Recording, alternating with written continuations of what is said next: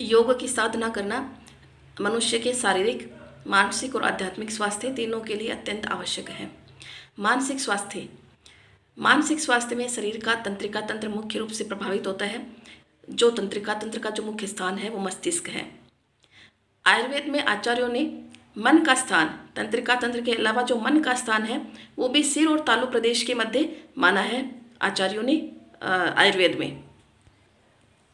इसलिए इनको मानसिक व्याधियां भी कहा जाता है।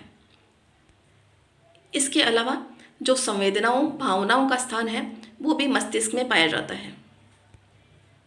इसलिए कोई भी कार्य हमारी इच्छा के अनुसार नहीं होने पर हमारा मस्तिष्क उसके बारे में सबसे पहले निर्णय लेता है कि हमें इस पर प्रसन्न होना है कि अप्रसन्न होना है, क्योंकि भावनाओं का स्थान है वो मस्तिष्क में है।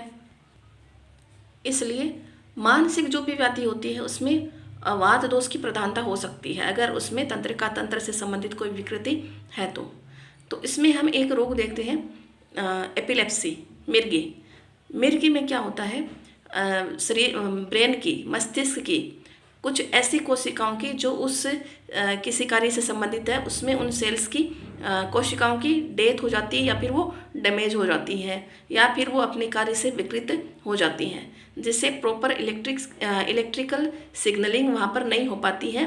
यानी कि जो भी विद्युत जो संचार जिस तरह से सुचारू रूप से चलना चाहिए उस तरह से नहीं चल पाता है। ये एक क्रोनिक न्यूरोलॉजिकल डिसऑर्डर है जिसमें रिकरेंट सीजर्स की, बार बार दौरे पड़ने की इसमें आवृत्ति होती रहती है। अब ये किस में पाया जा सकता है, या तो जेनेटिक आनुवंशिक रूप से ये हो सकता है। इसके अलावा ऑटो इम्यून कोई इश्यू है तो उसमें हो सकता है, कोई इंजरी, आघात किसी तरह का हो गया है या किसी तरह का कोई स्ट्रोक है या किसी प्रकार का कोई इन्फेक्शन है, इसमें यह रोग देखने को मिल सकता है। इन सब में एक ही है कि इसमें प्रॉपर इलेक्ट्रिकल सिग्नलिंग नहीं हो पाना due to damaged brain cells. मस्तिष्क की कोशिकाओं की कार्य हानि इसमें हो जाती है, कोशिकाएं अपना प्रॉपर कार्य नहीं कर पाती हैं। ऐसी स्थिति में उन कोशिकाओं को प्राण वायु प्रदान करके उनकी कार्य क्षमता में सुधार लाया जा सकता है, जो कि प्राणायाम और आसन के द्वारा किया जा सकता है। अब इसमें कौन से आसन करने चाहिए, कौन से प्राणायाम करने चाहिए, तो पहली बात इसमें प्राणायाम है वो नाड़ी शोधन प्राणायाम इसमें किया जा सकता है, अनुलोम विलोम इसमें किया जा सकता है। इसके अलावा इसमें भ्रामरी प्राणायाम इसमें किया जा सकता है।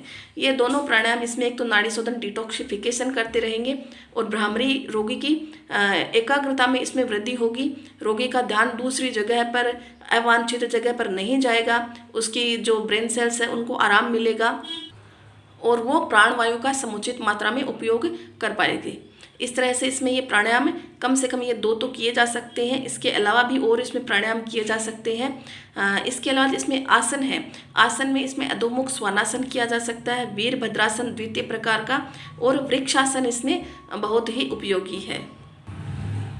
ये आसन, प्राणायाम, यौगिक क्रियाएं करके अपने मस्तिष्क की जो सेल्स हैं, कोशिकाएं हैं, उनको समुचित प्रकार से प्राण वायु प्रदान करके उनका चयापचय सुधार करके उनको नव जीवन दे करके एपिलेप्सी रोग से मुक्त हुआ जा सकता है।